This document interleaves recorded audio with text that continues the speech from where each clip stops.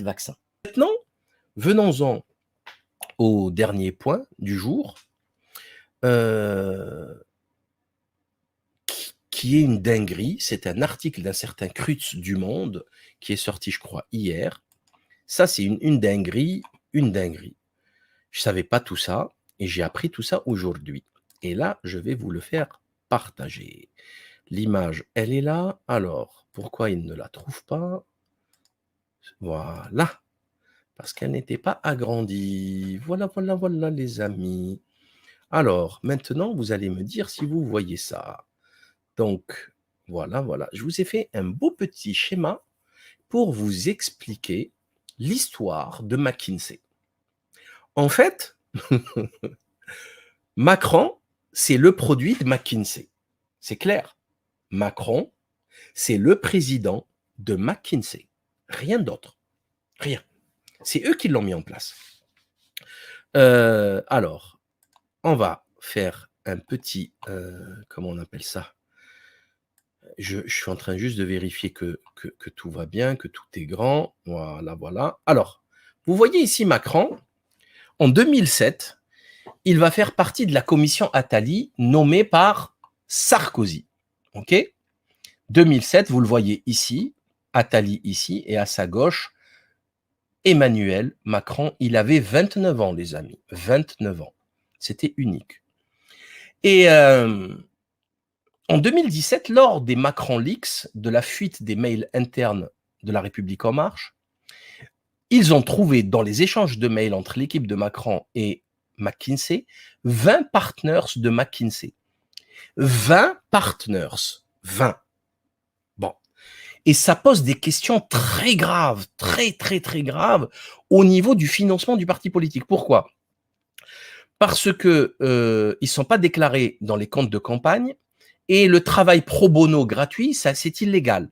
Parce que sinon, ça ne veut rien dire. C'est illégal pour des comptes de campagne, c'est pour des campagnes électorales, puisque vous comprenez que c'est trop facile. Moi, je suis une très grande entreprise, je vous envoie 30 mecs gratuits. Ben oui, mais c'est pas gratuit. J'ai un intérêt derrière. Et dans cette commission, il y avait des grosses pointures du CAC 40, etc., dont un certain Éric Labeille, ou Labeille, qui était le patron de McKinsey. OK? Le patron de McKinsey que vous voyez là. Éric Labeille, il est là. Éric Labeille, à l'époque, c'est un polytechnicien. C'est tous des polytechniciens. Ponts et chaussées, ça c'est Karim Tadjeddine, on va en parler tout de suite après. Et après, bon, ENARC, bon, Sciences Po, etc. Normal, tranquille. Ensuite, quand il va finir cette mission, quand, comment il s'appelle, Macron va finir cette mission, alors je ne sais pas si c'est mieux comme ça ou comme ça. Non, plutôt comme ça. Voilà. Comme ça, je pense que c'est mieux, non? Dites-moi si c'est mieux comme ça ou pas. Alors, je continue. Comme ça, je peux me voir et voir l'écran en même temps. C'est parfait. Donc, quand il finit sa mission, qu'est-ce qu'il fait Macron? Il va rejoindre Rothschild. OK? Et qui va prendre sa place dans la nouvelle commission en 2010, je crois, de Sarkozy, la deuxième mission Attali, c'est Thierry Cazenave, hein, qui deviendra directeur adjoint du cabinet du ministre Macron 2016, qui était ministre de l'économie de François Hollande, ok, et qui va écrire en 2016, hein, regardez ça, un livre qui s'appelle L'État en mode start-up, la Startup Nation. L'État en mode start-up. Bon, c'était 2016, on est en 2021, vous avez tous compris, c'est une faillite totale. La Startup Nation, c'est une escroquerie totale. Ruine de tout le monde. Tout le monde est ruiné. Merci la Startup Nation, merci McKinsey. Vous avez vu qu'à côté du livre, il y a quand même le scandale McKinsey qui vient de payer 574 millions de dollars pour les 500 000 morts à cause de l'Oxycontin, de Purdue Pharma, des opioïdes de synthèse. Parce qu'ils ont conseillé Purdue Pharma de vendre le médicament le plus dosé qui rapportait le plus, etc. Alors que ces dernières années, c'était 70 000 morts par an. Un génocide médicamenteux. Qui a conseillé pour Doux Pharma? McKinsey. Pas un seul n'ira en prison. Ils payent 574 millions d'euros et ils continuent leur magouille. Extraordinaire. Nous ne sommes plus, ce n'est plus une civilisation, ça. C'est une pure décadence. Il n'y a plus de civilisation, il n'y a plus de justice, il n'y a plus rien. Des criminels, c'est du mammonisme. L'argent roi, c'est l'argent qui est plus important que la vie des humains. Vous, êtres humains, vous êtes du bétail, pas plus. C'est comme ça que je vois les choses et j'imagine que vous aussi, parce que c'est pas possible. Comment peut-on tuer, participer à l'assassinat de plus de 500 000 Américains à cause de l'Oxycontin de Purdue Pharma et il n'y a pas un seul qui va en prison? Ils acceptent de payer, ils payent et c'est reparti pour un tour. C'est de la science-fiction. Bref. Donc, qu'est-ce qu'il écrit? Thomas Cazeneuve écrit le livre de Cazenave, il est, bon, polytechnicien, enfin, énarque, pas polytechnicien, lui, c'est un énarque, blabla, que des conneries Alors là, c'est extraordinaire, hein. L'école publique fabrique que des guignols. Voilà. Que des guignols. C'est extraordinaire. Comment on peut travailler autant, soi-disant être intelligent, et être associé à autant de conneries, de désastres. Bon, on continue. Préfacé par Emmanuel Macron, Startup Nation. Et dans ce livre, il y a un chapitre qui va être écrit par un certain Karim Tajeddine, qui est un des boss, qui est là, que vous trouverez ici, qui est un des boss. Alors, où est-ce qu'elle est, mon image? Voilà. Karim Tajeddine, qui est un des boss de Kinsey. OK? McKinsey Company. D'accord? Et qu'il va, alors écoutez bien ce que je vais vous dire. Macron va créer la direction interministérielle à la transformation publique, la DITP. Et qui c'est qui va piloter cette transformation? C'est McKinsey et Karim Tajeddine. C'est-à-dire, écoutez bien, c'est le privé des Amerlocs, des Yankees, qui vont diriger le changement, la transformation du public en France. C'est de la science-fiction. Rien que ça, c'est une déclaration de guerre contre les intérêts de l'État. Et c'est l'État qui le permet. C'est une haute trahison. Il n'y a rien d'autre. Il n'y a rien d'autre à dire. D'ailleurs, pour remercier Éric Labey, Macron va le nommer en août 2018 président de Polytechnique. C'est-à-dire, à la tête de Polytechnique, vous avez des gars de McKinsey. Comme ça, ils vont bien laver les cerveaux des gens. D'ailleurs, sur place, il insupporte tout le monde parce qu'il parle franglais, vous savez. Il parle un mot français, un mot anglais. C'est une catastrophe. Alors, je reviens à la direction interministérielle à la transformation publique, qui est actuellement sous l'autorité de Amélie de Montchalin, 100 millions d'euros de budget. Ils en ont dépensé 30 millions.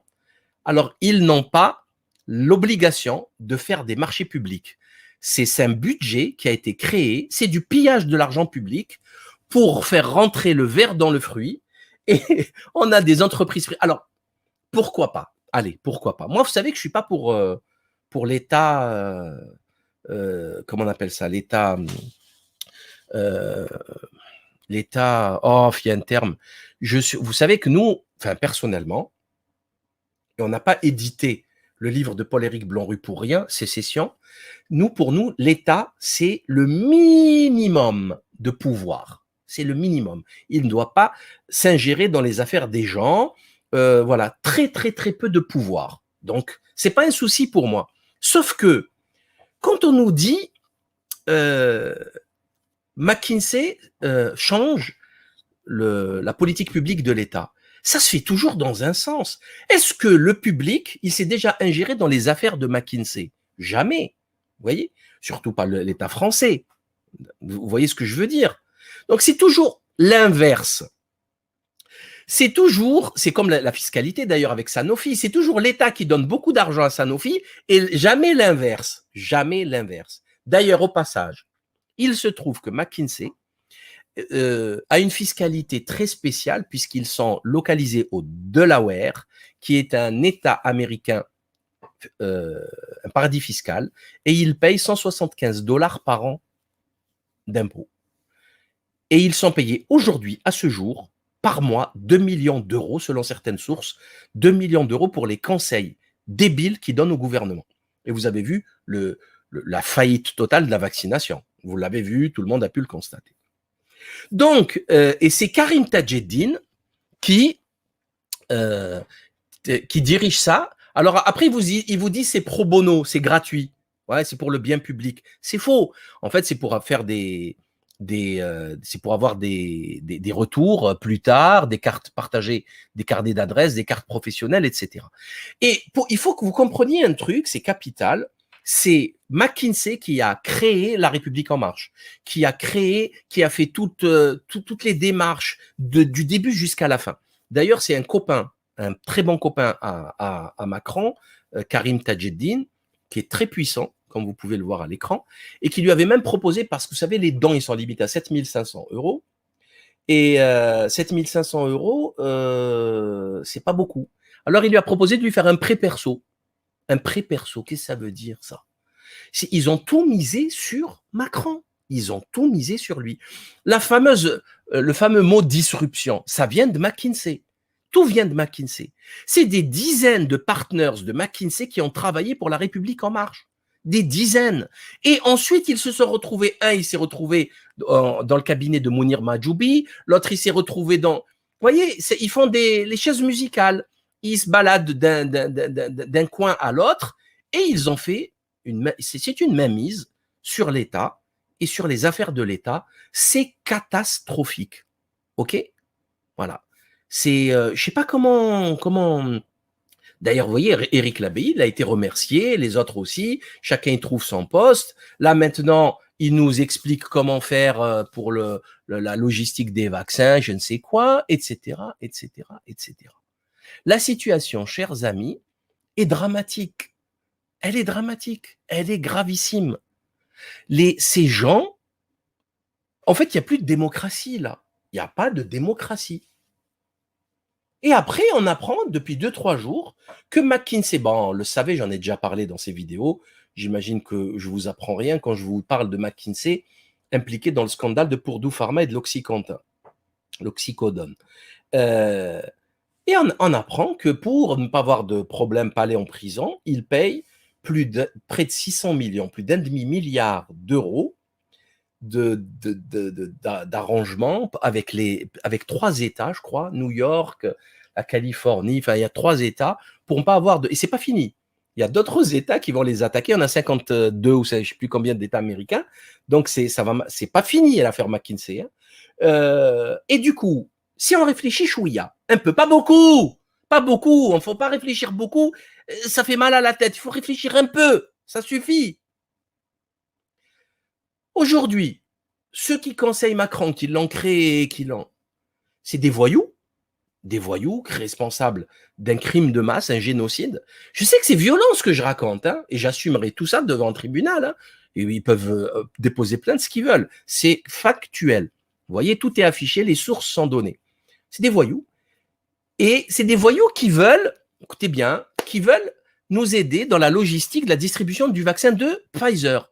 Un autre voyou qui a été condamné en 2009 à une amende de 2,3 milliards de dollars. 2,3 milliards de dollars. Alors, j'ai le livre, chers amis, de Peter Gutsch, que vous voyez à l'écran. Voilà, je me remets l'écran pour vous le montrer. 2,3 milliards, normal. D'autres voyous, d'autres criminels. Et nous, on doit applaudir en dire mais bien, c'est super, mais c'est génial. On est sauvés, on va vivre, on va sortir de cette crise. Alors, où est-ce qu'il est? J'ai pas noté, désolé. J'ai pas noté, mais je vais vous le trouver rapidement. De toute façon, c'est connu, vous tapez 2009. Pareil, Pfizer a décidé de payer une amende de 2,3 millions, que dis-je, milliards de dollars. Milliards, ça fait beaucoup d'argent. Pour avoir trafiqué des études, vendu des médicaments qui ne devaient pas être vendus. Je ne le trouve pas, désolé. C'est dans ce livre et sur Internet. Les gars, là, les zéloticiens, là, les guignols, lisez un peu. Lisez, on est en 2021. Vous commencez à lire, arrêtez de dire des âneries que Big Pharma vous susurre à l'oreille. Hein. Lisez un peu, élevez-vous un peu, remplissez-vous les neurones un peu. Ça suffit, là, l'Internet, ça abrutit, l'écran, ça abrutit. Les livres, le papier, ça rend intelligent. D'accord? Donc voilà, les amis, c'est extraordinaire. C'est extraordinaire à quel point la société est décadente, complètement corrompue, dirigée par des guignols au minimum, des voyous au maximum, des criminels complices de meurtres de masse avec ces Big Pharma. Et on doit se taire, on doit se dire « Ah non, mais ils font comme ils peuvent. Oh, ils ne savaient pas, c'est une nouvelle maladie. Ils ne pouvaient pas savoir, ils tâtonnent. » Comme nous le disait l'imberbe Martin Veil. Il tâtonne, le gouvernement tâtonne. McKinsey, vous croyez qu'il tâtonne, McKinsey? Hein? Vous voyez avec qui vous voyez qui y a derrière? Derrière, en fait, il y a des loups avec des dents très longues, acérées et qui dégoulinent de sang. Des loups qui ont faim, tout le temps faim. Et en face, vous avez des petits journaleux là qui sont en train de nous expliquer qu'ils sont en train de nous informer, vous inquiétez pas. Voilà. Voilà ce que je voulais vous dire. Je vais juste jeter un œil pour voir si j'ai rien oublié. Voilà, voilà, et voilà. Non, j'ai rien oublié pour aujourd'hui. Donc, merci pour votre attention. Passez une excellente soirée. Merci infiniment pour tous ceux qui nous soutiennent.